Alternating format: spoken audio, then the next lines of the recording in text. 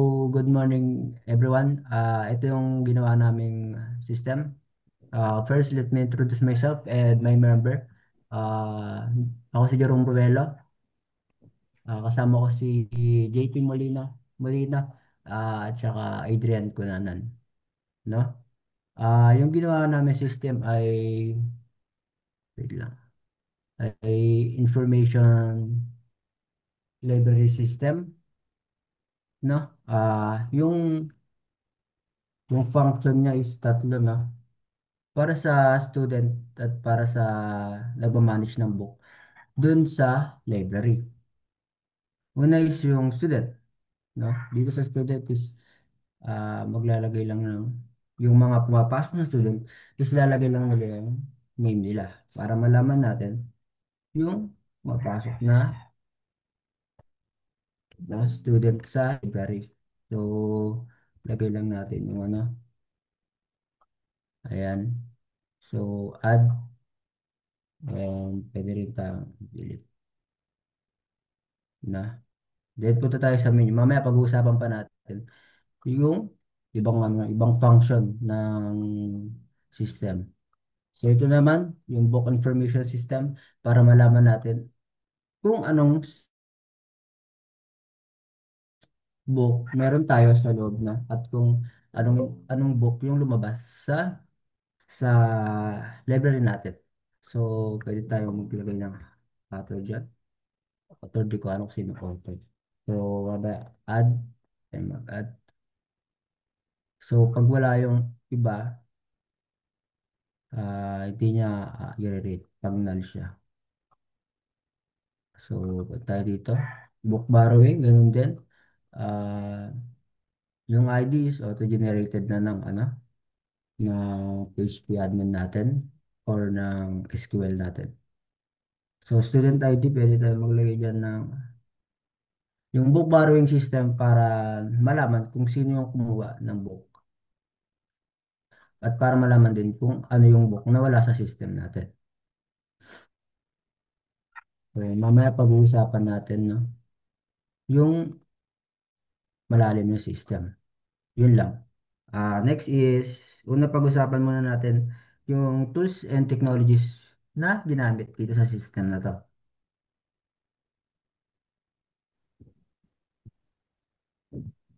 So ayun, dumako naman tayo sa tools and technologies. Sa paggawa namin ng system, gumamit kami ng tatlong major tools. Yun yung Java sa NetBeans, MySQL, MySQL na ano, doon kami papasok sa PHP MyAdmin via XAMPP at yung JDBC. Ang tatlong tools na to na ito ay yung backbone ng system at sila yung nagtutulungan para maging stable at functional at user-friendly ang application namin. So, bakit Java NetBeans IDE yung ginamit namin? Pinili namin to dahil kasi ito ay object-oriented, stable, at reliable para sa desktop application.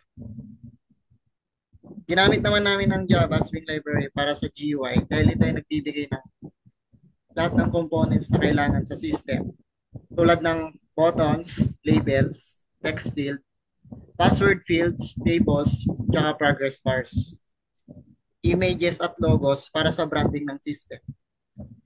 Sa NetBeans IDE naman, ang ginamit namin bilang development environment dahil may drag and drop GUI builder na siya. Kaya mas mabilis at mas madali ang layout mas madali at mabilis ang layout sa interface. Automatic itong nag-generate din ng form at .java files para sa bawat window na nag-organize sa code at magbawas ng error. Madali din i-link ang event listeners ng buttons. Kaya kapag may user interaction, automatic na tumatawag ang backend logic. So, point dito, lahat ng user actions, tulad ng pag-login, pag-add ng student, o pag-add ng record, ay first handled siya ng GUI components. Then, magpapas siya sa corresponding backend methods. Yung pangalawang point natin, separation ng GUI at logic ay nagbibigay sa system ng modularity at maintainability na mahalaga sa large-scale projects natin. Sa sa naging MySQL namin, sa PHP MyAdmin, ang ginamit namin na database para para i-store ang lahat ng critical data ng system. Kasama na dito yung mga students table na naglalaman ng student information, books table na naglalaman ng book details, borrow table na nagtatrack ng borrowing transactions, user table, yun naman yung naglalagin sa credential at user roles, supporting tables tulad ng book type at borrow type. Yung PHP MyAdmin naman ay ginamit bilang visual interface para gumawa ng tables at fields para mag-run rin siya ng queries para sa testing at debugging. At para i-check din kung tama ang data na na-insert on update. So tapos yung XAMPP naman ang nag-run ng MySQL server locally. Kaya lahat ng development at testing ay nagagawa ng walang internet o external server. Ang database ay properly normalized with primary keys at foreign keys para masiguro ang data na consistency at integrity. Halimbawa dyan, yung bawat student at handbook ay may unique ID na ginagamit sa pag-link ng borrowing transaction.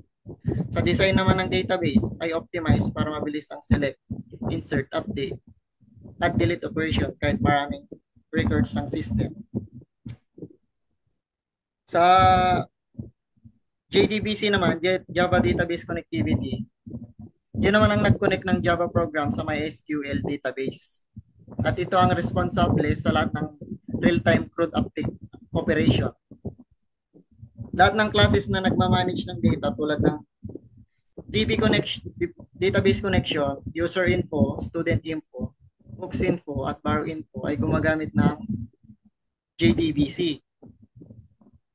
Kaya kapag may action sa GUI tulad ng pag-click ng login o add student, ang Java program ay nagpapadala ng request sa MySQL database gamit ang JDBC. So, JDBC ang nag-handle ng communication, execution ng queries at pag-retrieve ng result. Kaya kapag successful ang operation response ay ipapakita sa GUI sa real time tulad ng pag-update ng table, pagpapakita ng success manager message. Ang JDBC ay nagbibigay din ng security. Yun yung protection sa laban sa SQL injection. Reliability naman, consistent siya sa connection sa database kahit maraming simultaneous operation. Efficiency ng JDBC, mabilis ang execution ng queries at seamless ang data retrieval.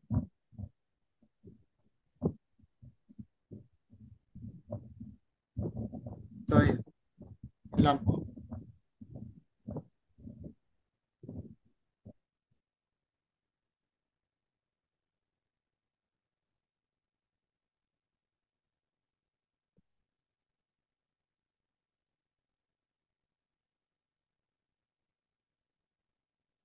Next is yung database design. Pipakita yung workbench na.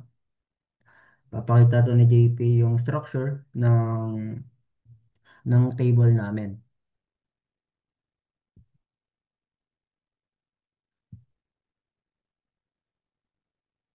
JP, ikaw na. Pakita mo yung structure. Explain mo lang.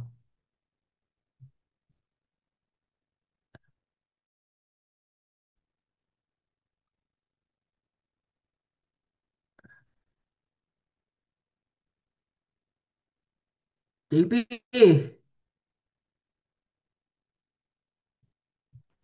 Student info muna. Student info. Sige, student info. Saan yung student info? Ito. Ayan, yan, yan. Okay. Sige, tapos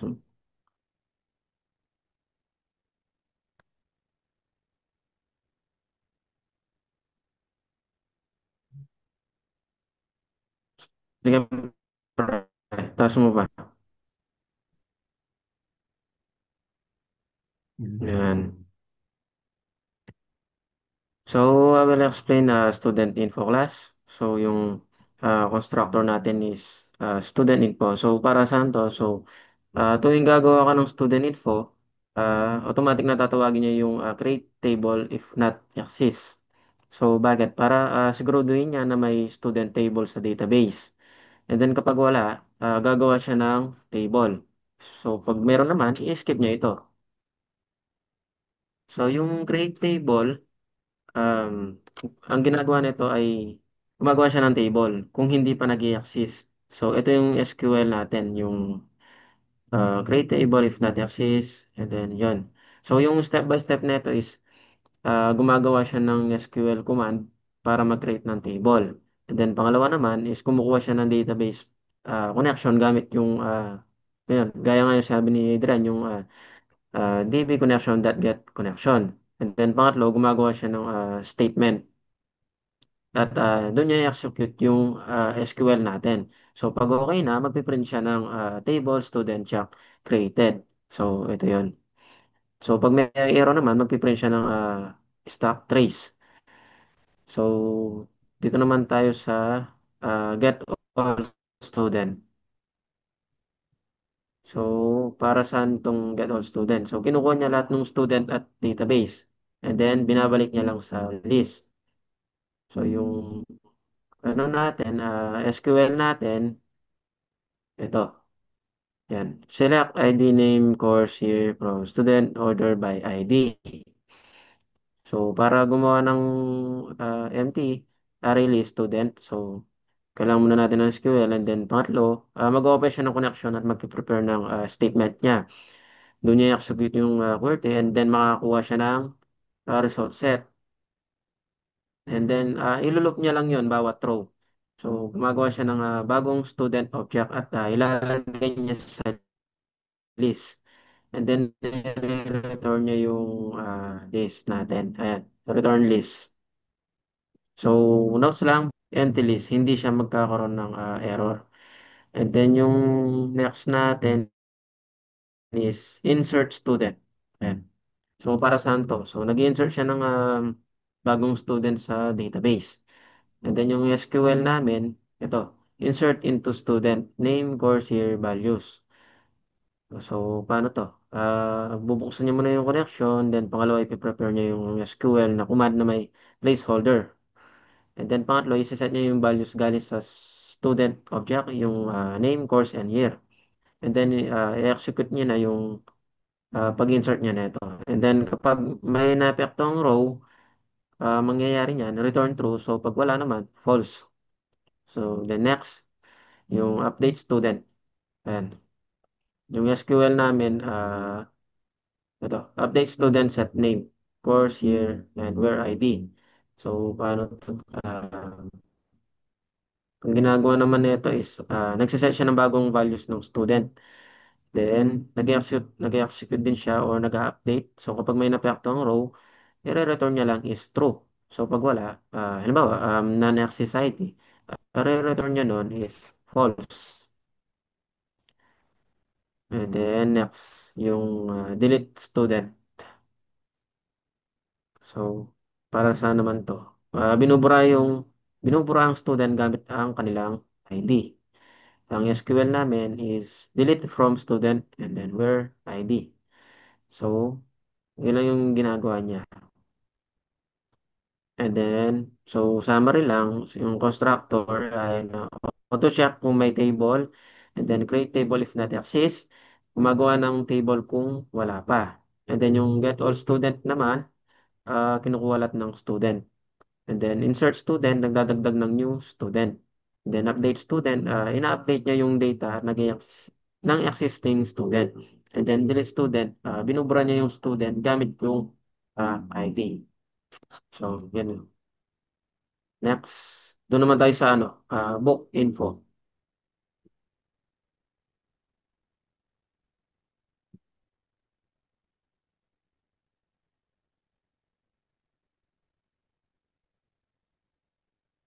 Pass mo, Brad.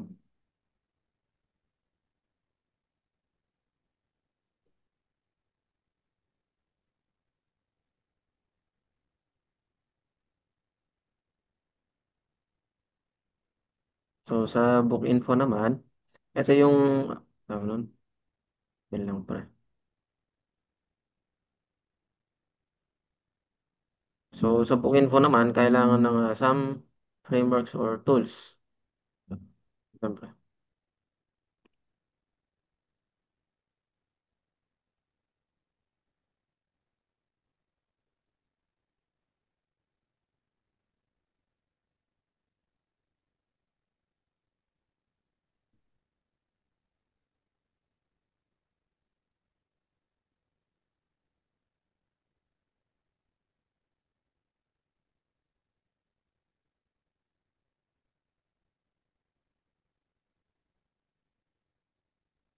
So, yung constructor natin dito is book info. So, ang ginagawa nito para makagawa ng object ng walang initial values.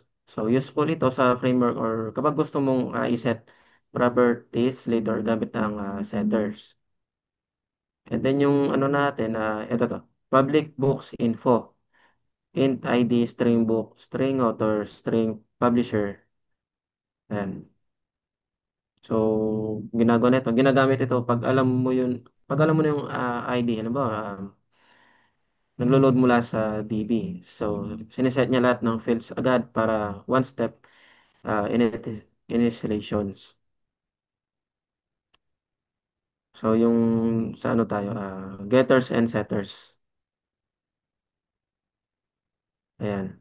So, bawat getter nagbabalik ng field bawat setter. So, nag-assign siya ng bagong values at fields. So, public int get ID. So, i-return niya yung ID and then simple access sa numeric identifier. So, yung public void set ID naman, sineset niyo yung ID and then kapag ka na-insert sa DB at gusto mong iset yung generated ID, pabalik sa object. Parang ganun siya. So, yung public string get book, public void set books, string book. So, yung get book, i-return siya yung title or name ng isang book. Pag yung set book naman is nag-a-assign siya ng title. So, pwede mong i-validate dito, di ba? Reject string empty para mas safe.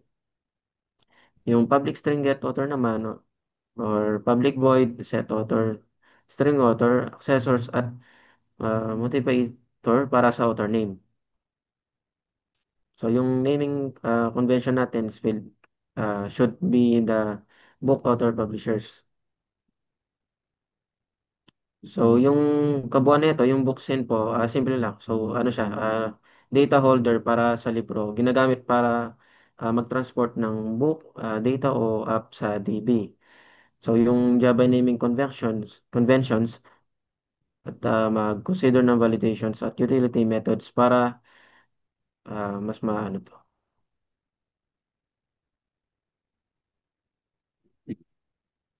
Sa ano na pa, book type.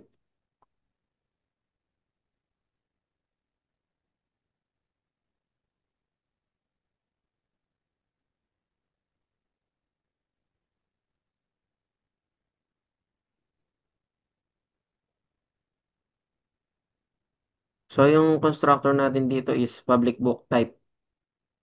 So, yung ginagawa nito, kapag gumagawa ka ng new book type, automatic na tumatawag ng create table if not exists.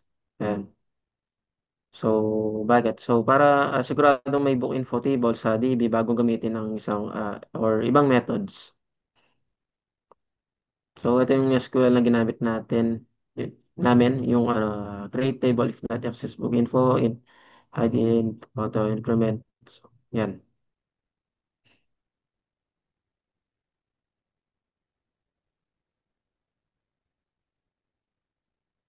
So, dito, ginagawa niya, kinakabit niya muna yung SQL string and then kinukuha niya yung connection, db connection dot get connection. And then, pangalawa, gumagawa siya ng statement at in-execute niya yung SQL. And then, kung successful naman, nag-create ito ng table kung wala pa. And then, panghuli, exceptions hindi nila sa code.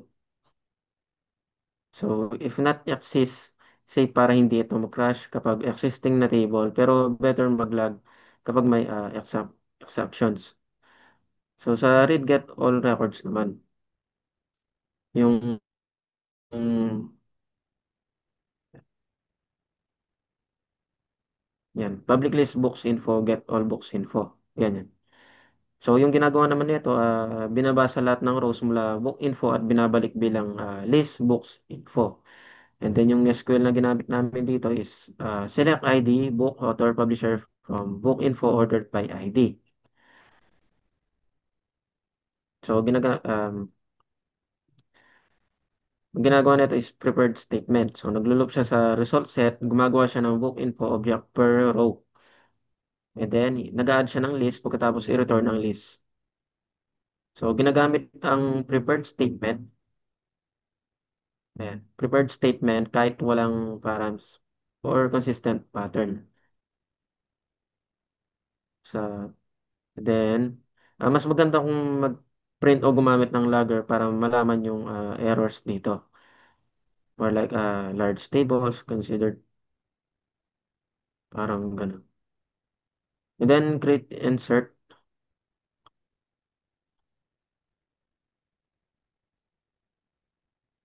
Ayan. Public boolean insert books info. So, ginagawa nito, nag-insert ng bagong book record. And then, yung SQL namin, ito, insert into book info, book, author, publisher, and values.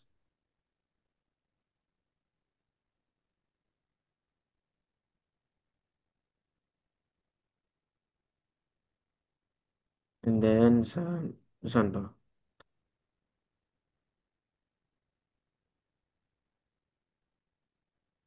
So, sa update tayo. Update. Sa public boolean update book. Ayan. So, yung ginagawa nito, ina-update niya naman yung record kung saan yung ID. And then, yung SQL namin, ito, update book set, book, author, publisher, and where ID. So, binabay niya yung mga bagong values at ID. So, in-execute niya din yung or para ma-update kung may napiaktong row. And then, sa delete naman,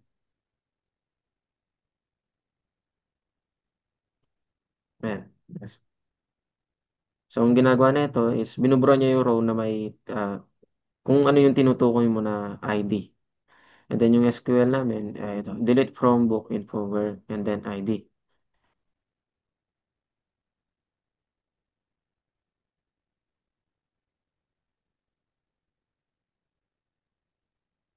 So, ang kabuuan nito, yung simple lang, practical DAO para sa book info table. And then, madaling gamitin ito, pero kailangan ng maliit na improvements. Laging validations, generated key handling at relationship para maging productation ready siya.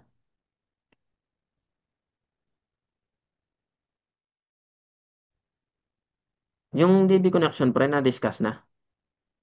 Para discuss na. Ni Discuss na Adrian, yan. no? Ah, Sige. Tapos na ako, pre. discuss ka na. Ako lang, no?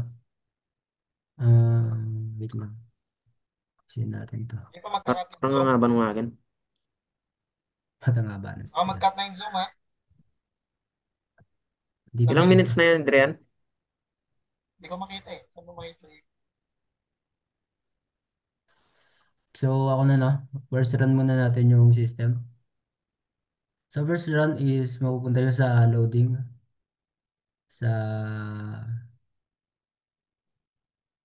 Sa loading window, no? Yung code ng loading window natin, ito, na meron tayong progress bar. Nag-start loading tayo sa loading screen. Then, ito yung function, no? Yung timer natin is 40 milliseconds. Nagpo-progress siya by 2. Ayan. Tapos yung progress natin pag nag-hit ng 100 or equal sa 100, ah mag-time stop na siya. Tapos i-dispose niya na yung loading screen. So, show niya na yung login. Yung show login, ito yung method. Show login na. Set visible niya lang yung login system, no? Dahil nakatrue siya ng value. Then, sa login system tayo. Login system, meron tayong na kumukuha siya ng info dun sa user tsaka sa user info, no? Ito yung getter and ano natin, setter. So, ito yung SQL natin, no? So, login system and background natin. Background natin ay ito. Set location natin 250 para mag-center. Set visible natin para mapunta talaga para mapunta sa centers. Na? And meron tayong button dito. Ah, ito yung action listener niya, no? Login user. Dito yan. So, ito yung function ng ano, ng action listener, no? String username, string password. Kukunin niya yung password, get password, no? Pag walang laman, ipag ano, pag hindi ah, tama yung nilagay, ito yung babato niya, no? Tapos pag login successful naman, ito ilalagay, no?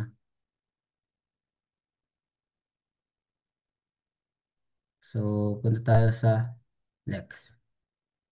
Ayan, ayan yung warning sign natin, no? Binato niya yung Jerome Ruela, ito yung sa users. Ayan yung full name.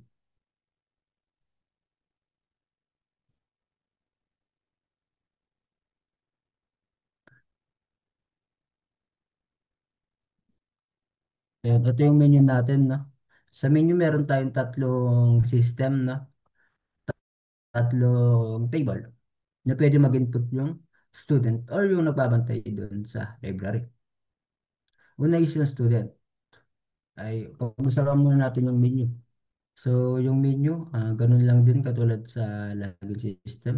Di ba lang yung action listener ng button? Ito, action listener. Set visible lang natin kung sino yung gusto natin set visible. Student na. And box para lumabas yung gusto natin box system pag kinilik yan. Yan. So, sa student, student, meron tayong ID at generated na yan by PHP admin or SQL. Try natin mag-input.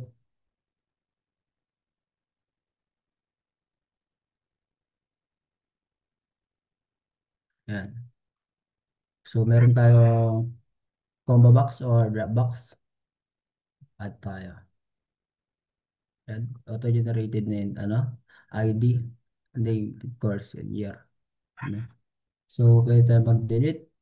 Delete. Pwede rin tayo mag-update. Yan. Yan.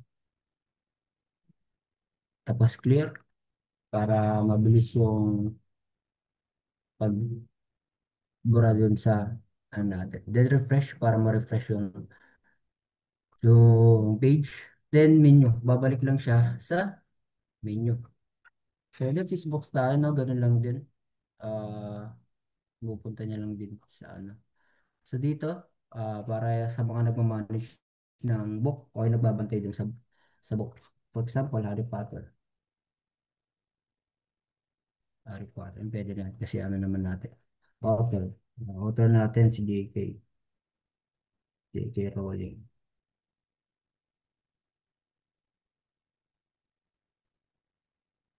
Na publisher si ano.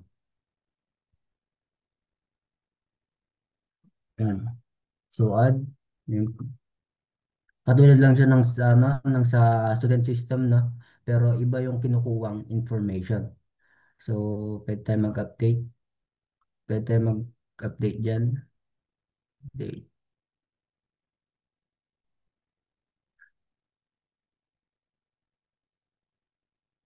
Yan. Then mag-delete. Katulad lang din dun sa student information system. No? Balik tayo sa box borrowing.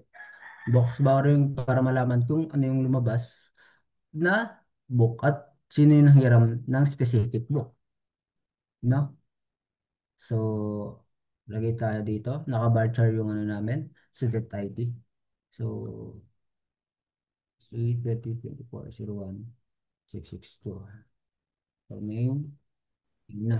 So, mag-demo tayo. So, at explain ko na rin yung ano, no? Yung, yung code doon sa system namin. So, sa first is meron kaming loading screen, no? Ayan. First window namin is loading screen. So, sa loading screen, nag-value lang, nag-ano lang kami na.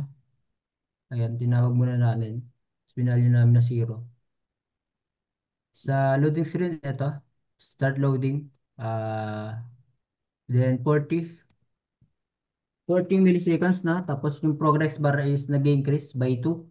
Tapos, pag yung progress bar is nag-hit ng greater than 100 or equal sa 100, mag-stop na siya na. Tapos, i-dispose niya na yung window. Tapos, isi-show niya yung login na method. So, ito yung, yung method ng show login. Set visible niya lang yung login system. Tinet natin siya as true para mag-set visible. So, next is login system na. Ayan, pagtapos ng yan yung show login. So, mag-input lang tayo. Yung input na yan is galing sa users na sinabi kanina ni Kunanan. Ayan. So, sa login system natin, meron tayong action listener sa login. Ayan, login user. Login user method natin is ito. Ito, login user na. Ah, pag empty or wala sa database, yung username or yung password, ano siya, error. Tapos, ito yung babato niya. Na? Tapos pag ano naman, pag mali yung, yung nilagay niyang username or password, ito yung ibibigay. Na? Na warning. So, ito naman yung ano niya, yung pag login successful, ito yung ibabato niya. Na? Pag una is i-confirm niya muna kung equal ba dun sa database na nakalagay yung username natin at yung password. Na? So, next, mapupunta tayo sa menu. Yung menu na yan is ito, na?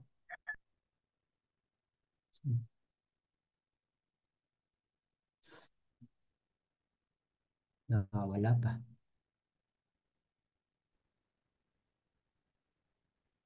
Wala yung menu natin. No? After mag-login, pupunta tayo sa window ng Library Information System. Dito may three button tayo na pwedeng i-click. Pare-pareho lang silang pare-pareho lang sila. Pero iba yung kinukuwang info. Sa student, kinukuha niya is yung information ng student. No? Ayan. Add. Pwede tayo mag-add. Ayan yung ano natin. Window, warning window. So, pwede tayo mag-delete. Ayan. Then, pwede tayo mag-clear para sa mabilis ang Ayan.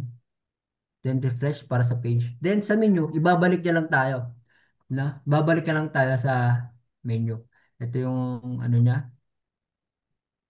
Ito yung action listener niya. Ayan. Add action listener. New student system. Ayan o. Tinatawag niya yung student system. Tapos set visible true para lumabas yung student system natin. No? Next is sa books. Sa books naman, ginagamit yung book information system na to para malaman kung ano yung pumasok na book at yung lumabas na book. So, example, Harry Potter, then author, JK na lang,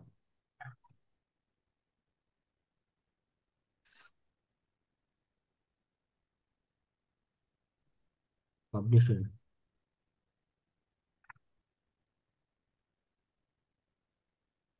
yan. No? Pwede rin tayo mag-update.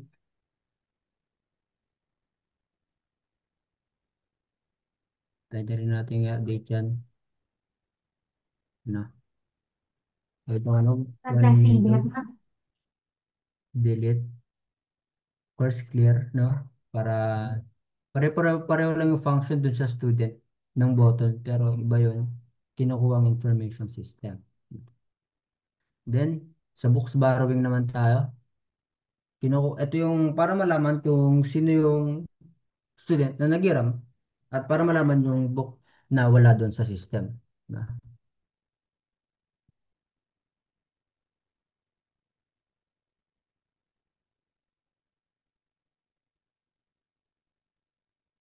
ayan. Pareho lang siya sa ano, ng pag-add ng button. Pwede tayo mag-delete. Pwede tayo ano, mag-update.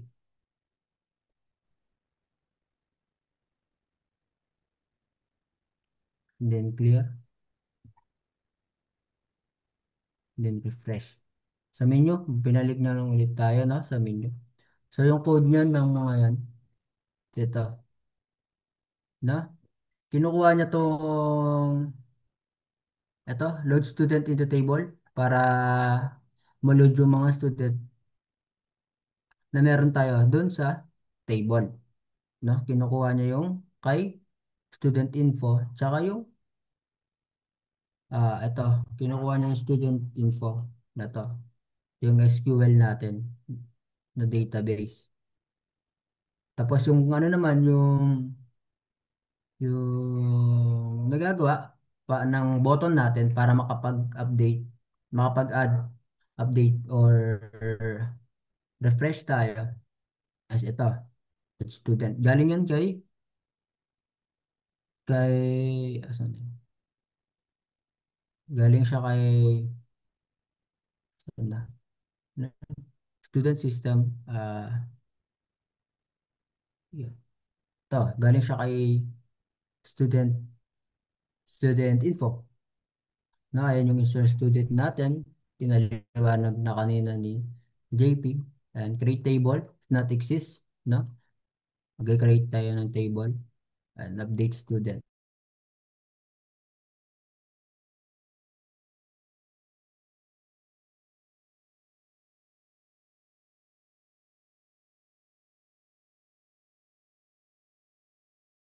May laman naman, ito yung ibabato niya na warning na student added successfully.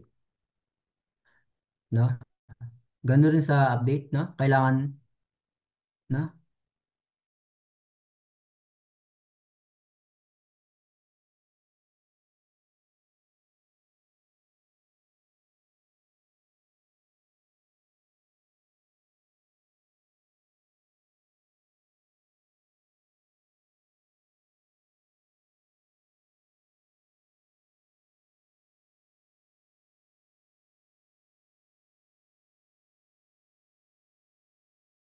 No, ito yung confirm button para siyempre pwede na ba yun?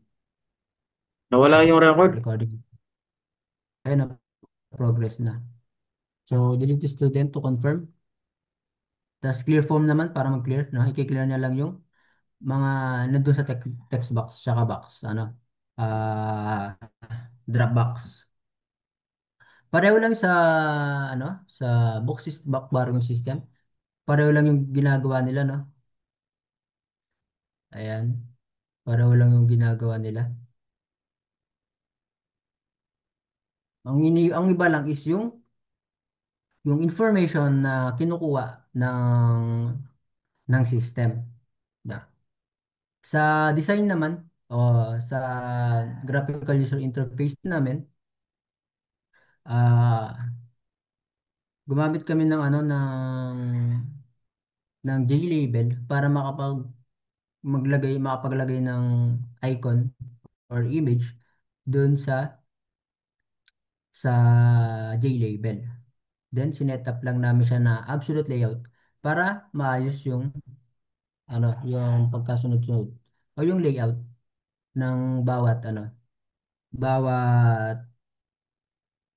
bawat field na meron kami dito sa information. So yun lang, nakakatulong tong library information system namin para maayos yung pag-manage dun sa book at maayos yung pag-ayos sa information ng student, no? Yun lang.